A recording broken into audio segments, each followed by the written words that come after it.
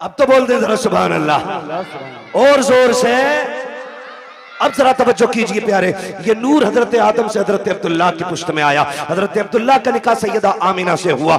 अभी 3 माह का अरसा गुजरा है। हजरत अब्दुल्ला परदेश जाने लगे हैं। बीवी से कहते मेरी शरीक हयात परदेश जा रहा हूँ। कहती मेरे सरताज अभी 3 महीने गुजरे हैं, अभी जी भर के मैंने देखा भी नहीं है, इतनी जल्दी जुदाई की बात है। का कुछ दिन की बात है, वापस आएंगे, साथ रहेंगे, प्यार मोहब्बत की जिंदगी गुजारेंगे, तेरे हाथ की बनी रोटी खाएंगे। लेकिन मशीयत को कुछ और ही मंजूर था। हजरत अब्दुल्ला गए तो, लेकिन जिंदा वापस ना आ सके, रास्ते में इंतकाल हो जाता है। जरा दिल थाम के मेरी बात सुनिएगा प्यारे, हजरत अब्दुल्ला का इंतकाल हुआ, वापस नहीं आए हैं। लेकिन जब तारीख आई हजरत अब्दुल्ला की वापसी की, तो जिस तरह आज बाप परदेश से आता है, बेटियां घर में तैयारियां करती हैं, शोहर परदेश से आता है, बीवियां घर में तैयारियां करती हैं। हजरत आमिना तैयारियां कर रही है, घर की सफाई चल रही है, बिस्तर लगाया जा रहा है। हजरत अब्दुल मुत्तलिब कहते हैं आमिना बेटी बता तो सही, ये इतनी खुशियां किसके लिए हैं? कब्बा आज मेरे अब्दुल्ला आने वाले हैं, ये सारा इंतजाम उनके लिए है। कहते बेटे खाना तो खा लिया होता।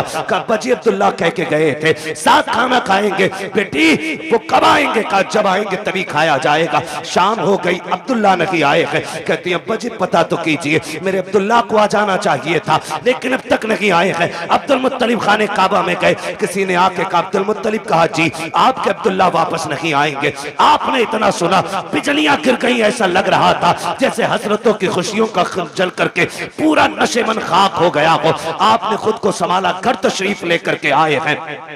अभी दरवाजे पे पहुंचे हैं, दस्तक नहीं दी है, बेटी दौड़ के बाहर आ जाती है। अब्बा जी क्या हुआ? मेरे अब्दुल्ला का पता चला कि नहीं चला है? कहते हैं बेटी सब्र करना, अब्दुल्ला वापस नहीं आएंगे। इतना सुनना था, मेरे नबी की अम्मी बेहोश हो जाती है। होश आया, खुद को संभाला, ए मेरे परवरदिगार, मेरे बच्चे ने बाप का चेहरा नहीं देखा, इसके बाप ने बच्चे को नहीं देखा, आने से पहले मेरा बच्चा यतीम हो गया है। आवाज़े कुदरत आती है, आमीना रोने की जरूरत नहीं है, आंसू ना बहा। हमने महबूब को बेसहारा नहीं बनाया है, हमने इसको कायनात का सहारा बनाने का फैसला किया। नारे तकबीर, नारे रिसालत, नारे गौसियत, मसलके आला हजरत, नारे तकबीर, नारे। अब तवज्जो करना मेरे प्यारे, बहुत गौर से सुनिएगा, जाके बहन बेटी तक मेरी बात पहुंचा देना। सैयदा आमिना कहती हैं अब्बा जी मेरे सरताज का अब नहीं आने वाले हैं। फिर क्या था, जिंदगी की खुशियां रूठ गई, दिन को भी रोना, रात को भी रोना है। जाओ जाके बहन बेटियों को जाके समझा देना, पर खबरदार ससुराल जाना हो, कभी शोहर के खिलाफ आवाज ना उठाना, कभी उसके लिए हाथ उठा के बददुआ नहीं करना। तू नहीं जानती है तेरा शोहर कितना कीमती है। खुदा की कसम, अगर शोहर पागल भी होता है तो बीवी के लिए एक चट्टान होता है, दीवाना भी होता है तो एक सायादार दरख्त होता है। लेकिन क्या करूं मेरी कौम की बेटियों, जरा सी बात बिगड़ जाती है, शोहर सूट पसंद करना ला सके, किचन में खड़े होके गालियां दे के कहती हो तू पलट के ना आए, तू जनाजे में लेट के आए, तू गाड़ी के नीचे दब के मर जा। ना मेरी बहन, कभी किसी शोहर के खिलाफ इस तरह की बकवास ना करना। तू नहीं जानती है ये जिस दिन सफेद कफन में लिपट जाएगा उस दिन कोई इज्जत देने वाला नहीं मिलेगा। आज जिसके लिए मौत मांग रही है, अगर ये मर गया कोई तुझे चैन की रोटी तक नहीं देगा। जिसके लिए तू कहती है कि तू पलट के ना आए, तुझे क्या पता है आज तेरे दुपट्टे के जो रंग है इसी शोहर की वजह से है, सोने के जो कंगन है इसी शोहर की वजह से है, घर में जो तेरी हुकूमत चल रही है शोहर की वजह से चल रही है। अगर तुझे 10 बेटों पे गुमान है तो होश के नाखून ले। हमने उन माओं को देखा है जिनके घर में 12 बेटे हैं और जब तक बाप था माँ की मर्जी के बगैर एक पत्ता नहीं हिलता था। लेकिन जिस दिन से बाप गया है आज कोई माँ से रोटी को नहीं पूछता है तूने खाई के नहीं खाई है। अगर तुझसे शौहर की अनबन है तब भी इसके लिए मौत ना मांगना। अल्लाह तौफीक दे और ये परदेश जाने लगे तू मुसल्ला बिछा दे, सजदे में सर रख, दुपट्टे की झोली बना और कह मेरे परवरदिगार मेरा सरताज बाहर गया है, मैंने बेसहारा नहीं भेजा है, तेरी रहमत का सहारा दे दिया है। ए मेरे परवरदिगार मेरे शौहर को सलामत रखना। सुहागन छोड़ के गया है, सुहाग के जोड़े में मिलाना। रो के रब से कह खुदा की कसम तू रब को आवाज दे। मेरा दिल कहता है अगर रब ने सुन ली तो मौत भी उस वक्त तक जुदा नहीं करेगी जब तक परदेश से तेरे शौहर की तेरी मुलाकात नहीं हो जाए। सुभान अल्लाह, सुभान अल्लाह, सुभान। लेकिन सुनो जमींदारों, सुनो ठेकेदारों, सुनो अमीरों, सुनो बिगड़े हुए लोगों, उन लोगों से बात कर रहा हूं जो रुखसती के बाद बेटी की कान में कहते हैं डरिए मत, फोन कर दिए लल्ला फौरन आएगा। लिमिट में रहो, लिमिट में। किसी के बाप से बेटियां नहीं पली है, तू क्या पाल लेगा। औकात में रहा करो। मियां बीवी की अनबन हो सकती है, तुम कौन होते हो बीच में। हाँ, अगर ज्यादती कर रहा है और उसके शाहिद और गवाह हैं तो फिर बेटी को उस घर में रखना भी जुल्म है। लेकिन जरा सी बात पे उसका फोन आया और तुम पहुंच गए। पहले तलाकें कम होती थी, बुरा ना मानिएगा, तलाकें कम होती थी और तलाक की नौयत भी होती थी। जिसकी बेटी को तलाक होती थी या तो वो बाप जहर खा के मर जाता था या 8-8 दिन घर से नहीं निकलता। इतने गैरत वाले लोग थे। आज गैरत मर गई मेरी कौम की। आज बेटी को बगल में खड़ा करके बाप चीख के कह रहा डिवोर्स दे, रखनी नहीं तेरे घर में। तू कैसे बोला। वो गैरत कर, शर्म कर। बड़े बड़े बादशाहों से बेटी नहीं रखी गई, तू कौन होता रखने वाला। आज बाप तलाक के लिए खड़ा है, शर्म नहीं आती है मियां बीवी के मसले में टांग अड़ाने में। बता तेरी बेटी ज्यादा अजमत वाली है या मेरे नबी की बेटी ज्यादा अजमत वाली है। कह रहा तुझे पता ना ये मेरी बेटी है, तू लपटंट है, मेरी बेटी है ये। और सुन होगी तेरी अभी उसकी बीवी है, इसलिए आप लिमिट में रहिए। तो कह रहा डरिए मत, फोन कर दिए, चाबी गाड़ी में लगी रहती है। लल्ला किक मारेगा, फट से पहुंच जाएगा। क्या करेगा पहुंच के, ज्यादा जाके थप्पड़ मार देगा, गला तो काट नहीं देगा, थप्पड़ मार देगा। शोहर के पास इतनी पावर है, उसने जहां कहा ना 3 तलाक, बेड़ा ही गरक हो जाएगा तेरा। फिर कुछ भी कर लेना, ये लौट के आने वाले जुमले नहीं। इसलिए ये ना कह खड़े, वो कह जो मेरे नबी ने कहा। फरमाया फातिमा अब तक मेरी रजा की फिक्र थी, अब मेरे अली की रजा की फिक्र करनी है। ये मेरे नबी ने बेटी को कह के भेजा। कुछ भी हो जाए मेरा अली रूठना नहीं चाहिए। और तू कह रहा डरना मत, औकात कुछ भी नहीं, 2 मिनट में अंदर करा देंगे। क्या कर लेगा अंदर करा के, बेटी का सुहाग वापस नहीं दिला सकता। और फिर कुट पिटा के बेटी वापस आ भी गई ना तो फिर उसे इज्जत नहीं मिलेगी घर में। इज्जतों के रखवाले बने, रिश्ते बड़े अहम हैं। बेटियों को समझाओ। मौलाना आए थे, तकरीर करके गए और अपनी बीवी को डांट रहा जाके, बीवी को सुधार रहा।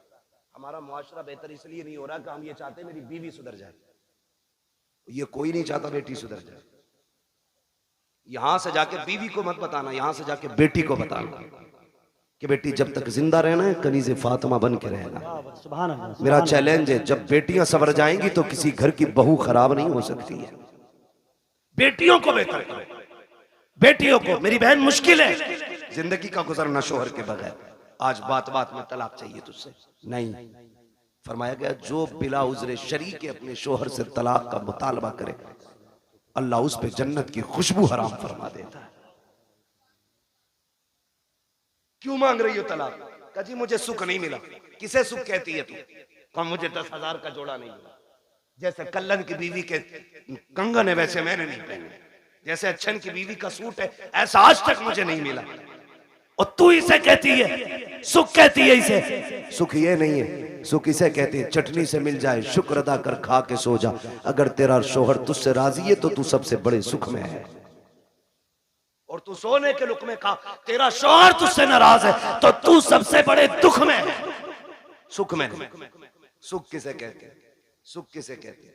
सुख ये होता है तुझसे तेरा परिवार राजी रहे, मर जा। कहती नहीं मैं रहनी नहीं है जी, मैंने इनसे जोड़ा मांगा, इन्होंने मुझसे कहा मेरे पास कुछ नहीं है। मेरी बहन कान खोल के सुन, देख तो सही, अगर दौलत सबसे बड़ी चीज होती तो मेरा नबी सबसे ज्यादा दौलत अपनी बेटी के जहेज में देता। तुम्हें हिसाब देना पड़ेगा। खातूने जन्नत ने इतना सुना, मुसल्ले का कोना छोड़ दिया। कहती है अब्बा मुझे दौलत नहीं, मुझे पैदा करने वाले रब की मोहब्बत की जरूरत है। क्या बात है भाई, जिंदाबाद। इसे सबसे बड़ी अमीरी कहते, इसे सबसे बड़ा सुख कहते। किसे कहते हैं? देवबंद मिल गया देख के दे दी, पैसे वाला था गाड़ी लाया था, लिया भी कुछ नहीं, आग लगे तेरे दामाद में। सीधी सी बात है। ओ भाई पैसे देख के दे दी। हुजूर ने जिसके हाथ में हाथ दिया था बेटी का, वो इतना गरीब मक्के का अली है कि जिसके पास मेहर देने का भी पैसा नहीं था, उसके हाथ में। और बेटी से क्या कहा था, फातिमा उस अली के साथ रिश्ता किया है जिस अली से बेहतर जमीन पे तेरे लिए कोई शोहर हो ही नहीं सकता। हो किधर, जा किधर है। हजरत आमीना रोई रोई, सैयदा आमीना बेकरार हो गई, मालिक बच्चा आया है लेकिन बाप नहीं रहे। रोई, दुख होता है, दुख होता है। आज सदमे, अल्लाह भला करे हमारी कौम का। और एक हंगामा है मैशर हो तो भूलूं उसको, सैकड़ों बातों का रह रह के ख्याल आता है। हमसे कहा गया सारे मौजूआत पे थोड़ा थोड़ा बोल लेना। भाई चौधरी साहब, अगर सारे मौजूआत पे बोलूं तो 3 घंटे चाहिए। एक बात कम से कम इतनी तो की जाए जो उसका समझ में आ जाए कि इसमें क्या नुकसान क्या नफा है। बस आखिरी बात मैं करने लगा हूं, अल्लाह आपको सलामत रखे। टाइम 1.25 घंटे से ऊपर हो गया। बहुत गौर से मेरी बात सुनिए। हुजूर माँ के शिकम में आए, मुश्किल जिंदगी होती है एक बेवा की, और वो जिंदगी तो बड़ी मुश्किल थी। इतनी मुश्किल जिंदगी थी कि उस दौर में बेवा को जीने का हक ही कोई नहीं था। लोग कहते हैं ना क्यों मिलाद मनाते हो, इसलिए ही तो मिलाद मनाते हैं। अगर किसी का शौहर इंतकाल कर जाता था ना, या तो उसे मनहूस समझा जाता था, या उसे शौहर की चिता पे जला दिया जाता था, या उसे 40 दिन एक कमरे में बंद कर दिया जाता था। फिर भी जिंदा निकल आती तो गधे पे बैठाया जाता, काला मुंह किया जाता और कहा जाता ये वो मनहूस है जो शौहर को खा गई, और फिर उससे कोई निकाह नहीं करता था। इतनी नफरत बेवा से थी, अगर कोई काम पे निकल रहा और सामने बेवा आ गई तो पीछे लौट जाता था कि इस मनहूस का चेहरा देख लिए। ये दौर और इतना मुश्किल जमाना, उस दौर में भी मक्के के अंदर सैयदा आमीना फरमाती बेवा होना बहुत मुश्किल काम था। और ऊपर से हमारे कबीले का दस्तूर ये था कि जब किसी का शौहर इंतकाल कर जाए तो खुशबू नहीं लगानी, इत्र नहीं लगानी, 1 साल तक सोग मनाना होता था। कहती मेरी जिंदगी बड़ी मुश्किल हो गई। कहती मेरा दिन को भी रोना, रात को भी। एक दिन मैं सोई ना, रात को आंख रोते रोते लग गई। ख्वाब में एक बुजुर्ग तशरीफ लाए और उन्होंने कहा आमीना मुबारक हो तुझे। मैंने कहा आने वाली ये बता, मेरी तो रातें रो के गुजरती हैं, दिन रो के गुजरते हैं, मुबारक किस बात की देने आए हो? कहा मैं इस बात की मुबारकबाद देने आया हूँ क्योंकि तू नबियों के इमाम की माँ बनने वाली है। भाई वाह, सुभान अल्लाह, सुभान अल्लाह। ये मिलाद है मेरे नबी का, ये आदम कर रहा है क्योंकि तू नबियों के इमाम की माँ बनने वाली है। कहने लगी बाबा मैंने पहचाना नहीं आपको। कहा मुझे नहीं जानती, मुझे आदम सफीउल्लाह कहा जाता है, मुझे आदम कहा जाता है। कहती जिस दिन पहले दिन आदम आए, मुबारकबाद दी, मैं सुबह उठी ना मेरे माथे पे पसीना। कहती मैंने हर दिन की तरह यूं साफ किया। कहती बस साफ करना था, मेरे दुपट्टे से मुश्क की खुशबू आने लग जाती। मुश्क की खुशबू आ रही है, हैरत नहीं होती है? कह रहा नबी हमारी तरह है, आम इंसान की तरह नबी तशरीफ लाए। सनीचर तू पैदा हो पूरे मोहल्ले में बदबू आए, तेरे अब्बा की शक्ल देख के पता चल जाए ये उस मनहूस का अब्बा है, और तू कह रहा हमारी तरह। देख मेरा नबी कैसा है। ये आला हजरत ने नहीं कहा है, मुहद्दिस देहलवी नहीं कह रहे हैं, ये नबी की अम्मी सैयदा आमीना फरमा रही हैं कि जब माथे पे मैंने पसीना साफ किया, मेरे कपड़े से खुशबू, अब चूंकि बेवा को खुशबू नहीं लगानी थी, मैं डर गई मेरे दुपट्टे से खुशबू आई तो जमाना क्या कहेगा। मैं धोने के लिए दौड़ी, जब मैंने पानी डाला तो कहते दुपट्टे की खुशबू खत्म करनी थी। जो पानी दुपट्टे से निकल रहा था उस पानी से खुशबू थी, जिस जमीन पे लग रहा था उस जमीन पे खुशबू थी। मैंने धोना छोड़ दिया, दुपट्टा समेट के रख दिया। जैसे जैसे दिन गुजरते गए मुबारकबादियां मिलती रही, अंबिया आते रहे, मुबारकबादी देते रहे। कहते फिर वो दिन गुजरते गए। कहते जब कई महीने गुजर गए, एक दिन ऐसा हुआ कि खुशबू मेरे घर से निकली, आंगन में फैली, आंगन को पार किया, पड़ोस में गई, पड़ोस की हदों को तोड़ा, मोहल्ले में फैल गई। मैं खुशबू छुपा रही थी लेकिन खुशबू आगे बढ़ती जा रही थी कि यहाँ तक के बातें होने लग गई। आमीना बड़ी अजीब खुशबू लगाती है, बात चलते चलते अब्दुल मुत्तलिब तक आ गई। अब्दुल मुत्तलिब घर आए, आमीना बेटी सुना गए तू खुशबू लगाया करती है। कहा ना मैंने कोई खुशबू नहीं लगाई है। कहा अगर खुशबू नहीं लगाई तो तेरे बदन से खुशबू के झोंके कैसे आते हैं? कहते हैं अब्बा जी सच ये है मैं कोई इत्र नहीं लगाती हूँ, हकीकत ये है जब से आपके बेटे अब्दुल्ला की अमानत मेरे शिकम में आई है मैं जिन गलियों से गुजरती हूँ वो गलियां उसकी खुशबू से महक जाया कर। वाह भाई वाह, क्या बात है। नारे तकबीर, नारे रिसालत। तवज्जो है ना सारे लोगों की? मैं मिलाद बयान को बहुत तेजी में बयान कर रहा हूँ। कहती है कि मेरी बात नहीं है, ये उस बच्चे की बरकत है जो मेरे शिकम में आया है। मैं गलियों से गुजरूं तो गलियों से खुशबू आती है। मुस्कुराने लगे। बेटी और भी कोई बात? कहा अब्बा और भी ताज्जुब खेज बात है। कहा क्या? का एक दिन मैं सहन में टहल लगी थी, मैंने कंकर उठाया, मैंने कहा फेंक तो चुभ ना जाए। कहती जब मैंने हाथ लगाया, ये नबी नहीं नबी की अम्मी कह रही। कौन? नबी की, बोले जरा कौन? नबी की अम्मी कह रही है, नबी नहीं कह रहे, नबी की अम्मी कह रही वो कंकर मैंने उठाया, मैं चाहूं कि फेंक दूं। कहती जब हाथ लगाया ना तो वो मोम की तरह पिघलने लग गया, मोम की तरह। कहती मेरे मुंह से जुमला निकला, या अल्लाह ये क्या मामला है? ये पत्थर पिघल रहा है, कंकर पिघल रहा है। कहती इतना कहा ना वो कंकर बोलने लगा। उसने कहा अमीना यार को तो आने दे, अभी तो छोटे छोटे पिघल रहे हैं, जब वो आ जाएंगे बड़े बड़े पत्थर पिघलने लग जाए। सुभान अल्लाह। वो कंकर मुझसे बोला। कहती मेरे ससुर मुस्कुराने लग गए। अमीना और भी बात है ना? और भी? कहा अब्बा और बताऊं? कहा क्या? एक दिन मैं सो रही थी, मुझे पसीना आया ना, अचानक मेरी कमर के पीछे से ठंडी हवा के झोंके आए। जब झोंके आए मैंने मुड़ के देखा, ये हवा किधर से आ रही? मौसम में तो हवा नहीं है। कहती जब मुड़ के देखा ना तो दो खूबसूरत परियां, दो खूबसूरत चांद जैसी चेहरे वाली शहजादियां मेरी कमर के पीछे पंखे से हवा कर रही। मैंने कहा कौन हो जी, इधर किधर से? उन्होंने कहा कि हम आपकी खिदमत के लिए आए। कहा तुम्हें मक्के में तो नहीं देखा? कहा देख भी नहीं सकती। कहा क्यों? कहा हम मक्के से नहीं, हम तो रब की जन्नत से आए हुए हैं। से कहा क्यों? का तेरे माथे पे पसीना आया, रब ने हुक्म दे दिया मेरे महबूब की माँ की जाके ठंडी हवाओं के झोंके पेश किए जाए। अल्लाह अकबर। नबी की अम्मी कहती है भाई ये भी हुआ? कहा और कुछ? कहा और भी है। कहा क्या? तवज्जो है, सुन लेंगे जरा 5 मिनट, जितने सुनना चाहते हैं जरा कहते हैं या रसूल अल्लाह। माशाअल्लाह, अब तो सबके हाथ उठ गए या रसूल अल्लाह। जिन्होंने हाथ उठाए आपको आपकी शहजादी का वास्ता उस वक्त तक मौत ना आए जब तक हुजूर के शहर की हाजिरी नसीब ना हो जाए। अल्लाह सबको सलामत रखे। कहती बेटी और भी कुछ? हाँ अब्बा और भी कुछ। सुने देखो वो फजीता खोर भी याद रखना, नबी हमारी तरह, और मेरे नबी की शान भी सुनना। मिलाद वालों मुबारकबाद के लायक हुजूर की मिलाद कर रहे, मुबारकबाद के लायक। कहती है अब्बा जी रात को ना होता यह है कि कभी कभी आप चले जाते हैं ना, पानी खत्म हो जाता है घर में। क्या हो जाता है? पानी खत्म हो जाता है। सुन रहे हैं ना मेरे भाई? वक्त ज्यादा तो नहीं हुआ मेरा, अभी है मेरे पास, अभी टाइम है। अल्लाह सबका टाइम बढ़ा दे।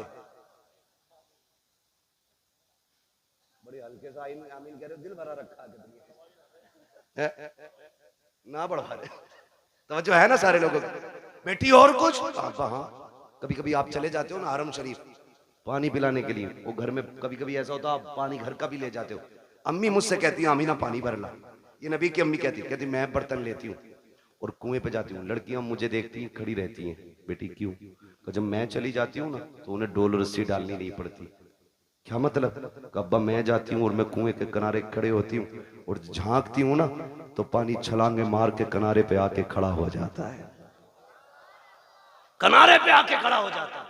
अब्बा जी सब यूं बर्तन भर लेती हैं, किसी को रस्सी डोल की जरूरत नहीं पड़ती। बेटी फिर तुम? अब्बा सबसे बाद में मेरी बारी आती, फिर मैं पानी भरती हूँ और जब मुड़ के चलती हूँ फिर पानी नीचे जाता है। अब्बा बोलता है पानी जब नीचे जाता है तो पानी बोलता है। हाँ अब्बा पानी नहीं। जब मैं वापस आती हूँ सारी बच्चियां लड़कियां आती हैं, मैं पीछे रह जाती हूँ। तो जब मैं चलती हूँ ना तो जो बड़े दरख्त हैं वो भी सजदे में गिर जाते हैं, जो छोटे पौधे वो भी गिर जाते हैं। अब्बा पत्थर भी बोलते, कंकर भी बोलते। बेटी क्या बोलते? कि अब्बा जी वो बोलते मैं सुनती हूँ। तो अब्दुल मुत्तलिब कहते हैं बेटी तुम उनकी आवाज सुनती हो? कहा हाँ। उनकी बोली समझ लेती हो? कहा जी अब्बा समझ भी लेती हो। अब जब इतनी बात कही कहते हैं बेटी बताओ ना क्या कहते हैं वो? कहती है अब्बा जी जब मैं चलती हूँ तो कुएं का पानी, दरख्त, रास्ते के पत्थर, कंकर, छोटे बड़े सभी आवाज देते हैं अस्सलातु वस्सलामु अलैका या उम्मा रसूलिल्लाह। ए नबी की माँ तुझ पर भी सलाम हो, तेरे आने वाले बेटे मोहम्मद पर भी सलाम। क्या बात है।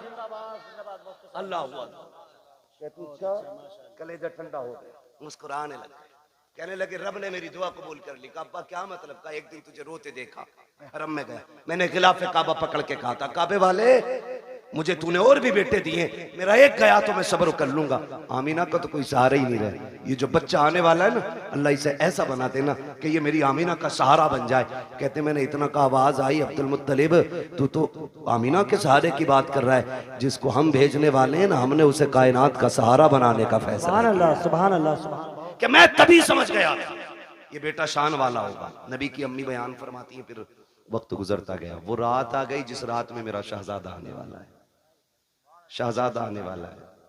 घर सजाए थे आप? सजाए थे भाई? बोले अगर सजाए हो तो सजाए थे कि नहीं? लाइट लगी थी, झंडे भी लगे होंगे, ये तो पहचान है हम सुन्नियों की, है ना? सारी मस्जिदें सजी थी। सुभान अल्लाह, मस्जिदें सजी कोई नया काम नहीं। 12वीं शब आई, रब ने फरमाया जिब्रील जी रब्बे जलील का हुक्म करो कि पूरी जन्नत सजाई जाए। अब बोले जरा सुभान अल्लाह। जो अब तक नहीं बोला मुझे अफसोस रहेगा, वो जलसे में आया ही क्यों था। रब ने हुक्म दिया जिब्रील जन्नत सजवाओ। अर्ज करते हैं मालिक जन्नत तो कहती सजी सजाई जगह कौन? फरमाया नहीं, और ज्यादा सजाओ ताकि जन्नत को भी पता लगे आज वो आ गया कि जिसके सदके में जन्नत बनाई गई है। जन्नत सजाई गई, फिर हुक्म हुआ एक मिंबर लगाया जाए। कहां? बैतुल मामूर के पास। बैतुल मामूर के पास मिंबर लगा। फिर रब ने फरमाया मीकाईल से कहो कि वो हमारी शान में खुतबा पढ़े। हजरत मीकाईल ने रब की शान में खुतबा पढ़ा, यानी कि तकरीर की, और ऐसी तकरीर के पूरी जन्नत झूमने लगी। जब तकरीर मुकम्मल हो गई, रब हुक्म क्या है? रब ने फरमाया जिब्रील जी रब्बे जलील कि जिब्राइल, मीकाईल, इसराफील, इजराइल चारों आ जाओ, चारों आगे। मालिक अब का अपने ताबे फरिश्ते 1-1 लाख फरिश्ता लेके आमीना की चौखट पे चले जाओ। अभी नहीं बोलोगे तो कब बोलोगे यार? आमीना की चौखट पे। मालिक करना क्या है? कब पता नहीं, महबूब आने वाला है, मुबारकबाद ही पेश करनी है। अब बहुत गौर से सुनना। इधर सैयदा आमीना कहती है मैं घर में लेटी थी, आज मुझे अब्दुल्ला के ना होने का बड़ा गम था। मैं सोच रही थी काश अब्दुल्ला होते ना तो आज मेरे घर में अंधेरा नहीं होता। बच्चे की विलादत का वक्त है, 4 औरतें मक्के की भी मेरे पास होती, आज मैं तन्हा ना होती। कहती शोहर की जुदाई का गम ये रुलाने लगा। कहते भी आंसू आंख से निकल के रुखसार तक आया था कि अचानक मेरे घर की दीवारें फटने लग गई। फदखला सलासुन निस्वा, 3 औरतें घर के अंदर दाखिल हुई। उनके कद खजूरों के बराबर थे, चेहरे चांद से ज्यादा रोशन थे। कहती मेरी चारों तरफ आके बैठ गई। 4 थी, एक रिवायत में 3 भी गए, 4 भी गए। कहती 4 औरतों को मैंने देखा, आके बैठी। मैंने कहा कौन हो? कहा एक कहती हमें नहीं पहचाना। कहा बताओ तो सही कौन हो? एक ने कहा मुझे हव्वा कहा जाता है, दूसरी ने कहा कि मुझे मरियम कहा जाता है, तीसरी ने कहा मुझे इस्माइल की अम्मी हाजरा कहा जाता है, चौथी ने यह कहा मुझे नहीं जानती हो, मुझे फिरौन की बीवी आसिया कहा जाता है। कहा आई किस लिए हो? कहा मुबारकबाद देने आए हैं। कहा किस बात की? कहा तू नसीबों वाली है, तेरी गोद में नबियों का ईमान आने वाला। क्या बात है भाई, क्या बात है। नारे तकबीर, नारे रिसालत, नारे गौसियत, मसलक का तेरी गोद में नबियों का इमाम आने वाला। फरमाती वो मुबारकबाद दे के चली गई। कहती फिर ख्याल हुआ काश कोई तो औरत होती जो मेरा मन बहलाती, जो हिम्मत बढ़ाती। कहती अचानक मेरे घर में रोशनी फैली, वो रोशनी सर की तरफ से आ रही थी। मैंने मुड़ के देखा ना, एक चांद से चेहरे वाली खातून खड़ी है। मैंने कहा कौन हो जी, इधर कैसे आई हो? कहने लगी आमीना हम जमीन से नहीं, हम तो जन्नत से आए हुए हैं। कहा कौन हो? कहा जन्नत की हूरों की मलका हूं। आई क्यों हो? कहा रब ने तेरी दाया बना के भेज दिया है, तू जो रोई थी तन्हा है, अकेली है, कोई नहीं है। कहा तेरी खिदमत के लिए मैं हूं आमीना, बता खिदमत क्या करनी है? सैयदा कहती है मुझे दूध का प्याला पेश किया गया, आसमान के सितारे इतने करीब मेरे आंगन में आ गए, मुझे डर लगने लगा कहीं ये टूट के न गिर जाए। और वहाबी जी, और देवबंदी जी, और सहारनपुर वालों, और थाना भवन वालों, लगाओ फतवा खुदा पे, ये तो आसमान पे चमकते थे, आज नीचे क्यों आ गए? मशीयत का नकीब कहता है लगाए आसमान पे थे, लेकिन आज महबूब आ रहा है, नीचे उतार के बता दिया आज की रात की जैसी कोई रात नहीं बनाई गई। अल्लाह 12वीं शब में तारे नीचे उतार दे, पेट में दर्द नहीं होता, सुन्नी 2 चिराग जला ले, आग लग जाती है। हाँ, तवज्जो है ना सारे लोगों? कहती सितारे नीचे आगे मैं डर गई। कहती फिर मेरे घर में परिंदे आए, इतने खूबसूरत, कहती कुछ परिंदे हरे रंग के थे, सुर्ख चोंचे थी, कुछ ऐसे थे रंग फरिश्तों के, उनके परिंदों के सुर्ख थे, चोंचे हरी थी, उनकी चोंचों में मोती थे, मोती थे मोती। कहते मेरे बिस्तर पे डाले, मेरे आंगन में डाले, मेरा घर नूरुन अला नूर हो गया। इधर इधर की तैयारी, उधर देखो जिब्रील को हुक्म दिया, लेके चले जाओ 1-1 लाख फरिश्ता। आ रहे हैं, कह रहे मालिक इजाजत मिली, आने लगे। तो सुनो, जिब्राइल, मीकाईल, इसराफील, ये आगे, इजराइल रुक गए। तुम नहीं गए? मालिक थोड़ी सी क्लियर करनी है एक बात। कहो क्या बात है? कहा मालिक ड्यूटी बड़ी सख्त है, मुझे तूने मलकुल मौत बनाया और ड्यूटी इतनी है कि मेरी ड्यूटी इतनी सख्त है कि मौत ना 1 मिनट पहले आ सकती ना बाद में आ सकती। मैं चला गया, मेरी ड्यूटी का क्या बनेगा? आज भी मुझे कितने बच्चों को माओ की गोद से लेना, कितनी औरतों को बेवा बनाना, कितने बच्चों को यतीम करना, कितने घरों का सहारा मुझे उजाड़ना। मालिक बताना, मैं गया ड्यूटी का क्या बनेगा? रब ने फरमाया मलकुल मौत जानते हो कि नहीं? कहा क्या रब्बे जलील बताना। रब ने फरमाया सुनो, जब तुम किसी माँ का लाल लाते हो तो माँ तड़पा करती है, किसी बच्चे से बाप लेके आते हो तो बच्चे दीवारों से लग के रोते हैं, किसी घर का सहारा लेते हो तो बेटियां तड़पती हैं, किसी औरत का सुहाग लेके आते हो औरतें रोया करती हैं। जानते हो मलकुल मौत आज हमारा महबूब आने वाला है और हम नहीं चाहते हैं किसी के घर से रोने की आवाज आ जाए, इसलिए जाओ, आज हमने मरने वालों को जिंदगी बख्श दी है और हमने तुमने महबूब की खुशी में तुम्हारी भी छुट्टी कर डाली। आज मरने वालों को भी जिंदगी की खैरात मिली। और मुहद्दिसीन फरमाते जिस दिन हुजूर आए उस साल में जितने भी बच्चे पैदा हुए रब ने सारी माओं को बेटे ही अता किए थे। महबूब की खुशी ने रब ने पूरी कायनात में बेटे बांट दिए। मौलवी बिरयानी बांट दे तो कहता शेरा, अल्लाह ने तो बेटे ही बांट दिए। पूरी कायनात को बेटों का तोहफा दिया रब ने। कितने दिन तक? 1 साल तक बेटे ही मिलते रहे सब। तवज्जो है सारे लोगों को? बात खत्म करने लगा हूं बस। कहती है ना फिर सारे फरिश्ते आ गए और फरिश्ते कह रहे मालिक अकेले अकेले जाना? कहा नहीं, आज जुलूस लेके जाना है और एक दूसरे को मुबारकबाद देते हुए जाना। फरिश्ते एक दूसरे को मुबारकबाद देते हुए आ रहे। इधर कहती हैं, फरमाती हैं ना, फिर मेरी बारगाह में दूध का प्याला पेश किया गया। एक प्याला पेश किया गया, था कैसा? कहती हैं शहद से ज्यादा मीठा, मुश्क से ज्यादा खुशबूदार, दूध से ज्यादा सफेद और बर्फ से ज्यादा ठंडा। कहती मैंने घूट पिया। कहती हैं जब घूट पिया मेरे दुख तकलीफें सारी खत्म हो गई। फरमाती फखरजा मिन्नी नूर, फिर मेरे बदन से नूर निकला। हैरत की बात है ना, नबी की अम्मी तो कहती है मेरे बदन से नूर आया गया, वहाबी कहता नबी हमारी तरह गए। आला हज़रत ने क्या गलत कहा? तेरी नस्ल पाक में गए, बच्चा बच्चा नूर का, तू है ऐने नूर, तेरा सब कराना नूर का। कहती फिर नूर निकला। वो कहती जब नूर आया ना, मैंने देखा मेरा शहजादा कैसा है, देखूं तो सही। हर माँ चाहती है मेरा बेटा कैसा है, आंख कैसी है, नाक कैसी है, कान कैसे। कहती मैंने भी देखना चाहा। कहती जब लम्मा नजर तू, जब मैंने अपने बेटे को देखा, कहती मकहूलन, पहली नजर मेरी उसकी आंखों पे पड़ी तो मेरे लाल की आंखों में सुरमा लगा हुआ था। मदहूनन, बालों में तेल लगाए हुए हैं। मगसूलन, गुस्ल करके आ रहे हैं। मुअत्तरन, मुअत्तरन, खुशबूदार पैदा हो रहे हैं। फरमाती है ताहिरन, साफ आ रहे हैं। कहती मकसूरन, नाफ कटा हुआ है। मखतूनन, खतना शुदा पैदा हो रहे हैं। अगली बात कहती है आते ही मेरे लाल ने काना साजिदा, सजदे में सर रखा। मैंने कान लगा के सुना, मेरा बेटा कह रहा था रब्बे क़ब्ली उम्मती, रब्बे क़ब्ली उम्मती। जमीले कादरी कहते हैं रब्बे क़ब्ली उम्मती, कहते हुए पैदा हुए। रब ने फरमाया कि बख्शा अस्सलातो है जी। रुक के आखिरी बात कह के बात खत्म कर लूं, इंशाल्लाह कभी जिंदगी रहेगी यहां से आगे की बात तो फिर बयान कर लेंगे। लेकिन शर्त ये भाई, नीचे करो थोड़ा सा, टाइम से नंबर दे, 11 बजे माइक दे देना और 12 बजे अपना ले लेना, ठीक है? इंशाल्लाह कभी टाइम से गुफ्तगू होगी। हुजूर तशरीफ लाए, कायनात मुस्कुराने लगी। बातें बहुत सी हैं। हुजूर आ गए, हुजूर आए, इधर मेरे हुजूर ने सजदे में सर, उधर काबा झुक गया। आला हज़रत फरमाते हैं जिनके सजदे को महराब काबा झुकी, उन भवों की लताफत पे, जोर से, उन भवों की लताफत पे लाखों सलाम। और फरमाते हैं पतली पतली गुले कुद्स की पत्तियां, उन लबों की लताफत पे लाखों सलाम। ये क्यों झुक गया काबा, ये क्यों आ गया रुकू में, क्यों सजदे की तरफ दौड़ा? आवाज आती बरेली से हाजियो आओ, शहंशाह का रोजा देखो, काबा तो देख चुके, काबे का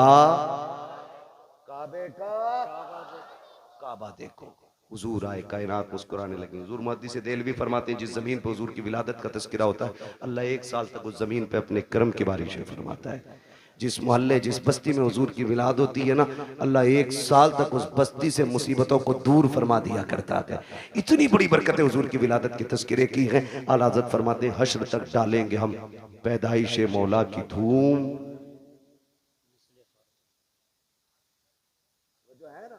हश्र तक डालेंगे हम पैदाइश मौला की धूम, मिसले फारस नजद के किले किले गिराते जाएंगे। हुजूर की विलादत का महीना है। एक बात याद रखिएगा, इस बार गुजर गई है, आखिरी बात आपसे कह रहा हूँ, अल्लाह तौफीक दे अगली बार घर सजाए ना तो सिर्फ अपना नहीं, सबका सजना चाहिए। यही मिलाद वाले का पैगाम है, सबका घर सजना चाहिए। तूने 5000 की लाइटिंग की है ना, तो 2000 की उतार के गरीब भाई की चौखट पे डाल दे। क्या यार, हुजूर सिर्फ मेरे नहीं तेरे भी तो है ना, तेरे भी आंगन में हुजूर की आमद की खुशी लगनी चाहिए। और ऐसा नहीं कि रुक जा, तेरे से अच्छा करके सजाऊंगा, और सारी लड़ी और टिमटिमा रहा उन्हें, इसमें सवाब नहीं, गुनाह मिलेगा। किसी का दिल तोड़ के मिलाद नहीं मनाना है, दिल जोड़ने के लिए मिलाद मनाना है। करेंगे इंशाल्लाह ऐसा ही, सारे वादा करें इंशाल्लाह। और हुजूर की विलादत का दिन आए ना, मीठा तकसीम करो, लंगर करो, खिलाओ, जात मत देखो, बिरादरी मत देखो, खिलाओ, ताकि दुनिया गैर मुस्लिम भी खा के जाए ना, उससे के यार खा ले आज, ना पूछ, ताकि उसे पता चले जब उनका मिलाद आता है ना तो सबका पेट भराया जाता है। करेंगे ना इंशाल्लाह, लेकिन ये तभी करेंगे जब अपनों को कोर्ट कचहरी और केस से फुर्सत मिलेगी, है ना। ये झगड़े भगड़ों से निकलो, तुम्हें कूटने के लिए और लोग काफी, आपस में क्यों मरे जा रहे हो। वक्त होता मैं इस टॉपिक पे भी बात करता, बस इतना समझ लो, डॉक्टर इकबाल का वो शेर, न संभलोगे तो मिट जाओगे हिंदी मुसलमानों, तुम्हारी दास्तां तक भी ना होगी दास्तानों में। ठीक है जी, अपनी तालीम भी मजबूत कीजिए और अपनी क़यादत भी मजबूत कीजिए। आपकी तालीम भी कच्ची है, आपकी क़यादत भी कच्ची है, आप दोनों चीजों पे मजबूती से कोशिश करें। इल्म की जिम्मेदारी हमारे उलमा ले रखे हैं, और क़यादत की जिम्मेदारी ये जिम्मेदार लोग जाने कैसे करेंगे। बहरहाल हमारी क़यादत भी मजबूत होनी चाहिए, और हमारा हर एंगल से मुस्लिम कौम का एक बंदा मजबूत होना चाहिए। हमें चोरी करने की जरूरत नहीं है, हमारे नबी ने हमें उतना दे दिया। डॉक्टर इकबाल ने कहा था, तेरे दामन में है किस लालो जवाहर की कमी, तू किसी और के दामन की तरफ क्यों देखे। ठीक है, सब कुछ अल्लाह ने दिया, तो इसलिए कोशिश करेंगे इंशाल्लाह, हम तालीम पे भी ध्यान देंगे, तरबियत पे भी ध्यान देंगे। अल्लाह ताला हमारी इस कमेटी को दिन दूनी रात चौगनी तरक्की अता फरमाए, और हमारी तमाम मुसलमान भाइयों को मौला करीम हर परेशानी से महफूज फरमाए। बिलखुसूस मौला फ़िलिस्तीन के मुसलमानों के हाल पर रहम फरमाए। और हमारे मौलाना राशिद रज़ा मरकज़ी साहब, इन्होंने एक वाकई एक बहुत बड़ा काम अपने सर लिया गया। ये एक यूँ कहें कि ये कई तंजीमों का काम था जो अकेले इस मर्द मुजाहिद ने शुरू किया है। हम सब की जिम्मेदारी बनती है, हम अपने भाई राशिद रज़ा मरकज़ी के साथ खड़े हों। बेटी कहीं की भी हो, हमारी बेटी है ना, हमारी बेटी है, इसलिए आपने कम से कम एक कोने की बेटियों की जिम्मेदारी उठाई है। इंशाअल्लाह कल इस इलाके से कोई ऐसा मर्द मुजाहिद खड़ा होगा जो इस इलाके की बेटियों की तालीम के बारे में सोचेगा, उनकी तरबियत के बारे में सोचेगा, और हम दुनिया को बताएंगे इंशाअल्लाह, ना हम तालीम में कमजोर हैं, ना हम तरबियत में कमजोर हैं, ना कल हम किसी के टुकड़ों पे थे, ना आज हम किसी के टुकड़ों पे हैं। हमारा तो सिर्फ एक ही दरबार है, और उसके बारे में कहते हैं, तेरे टुकड़ों पे पले गैर की ठोकर पे न डाल, झिड़कियां खाएं कहाँ छोड़ के सदका तेरा, व अम्मा बिनिअमति रब्बिका फहद्दिस, अपने रब की नेमतों का खूब खूब चर्चा करो। इसलिए गुजारिश है, हुजूर का मिलाद आए, सारे मिल बांट के मोहब्बत से हुजूर का विलादत मनाएं, पार्टी बंदी झगड़े फसाद सारे खत्म करें, और एक झंडे के नीचे आ जाएं। वो झंडा हुजूर की गुलामी का झंडा होना चाहिए, हुजूर की गुलामी का झंडा होना चाहिए। नौजवानों तालीम में तरबियत में आगे बढ़ना है। बस जो हुए अगलात उनको माफ फरमाए रब्बे कायनात। जिंदगी ने दिया साथ, फिर होगी मुलाकात, चमन रहा फूल खिलेंगे, जिंदगी रहेगी फिर मिलेंगे। मुसाफिर हम भी, मुसाफिर हो तुम भी, किसी मोड़ पर फिर मुलाकात होगी। फकीरान आए सदा कर चले, सदा खुश रहो ये दुआ कर चले। सारे लोग कलमा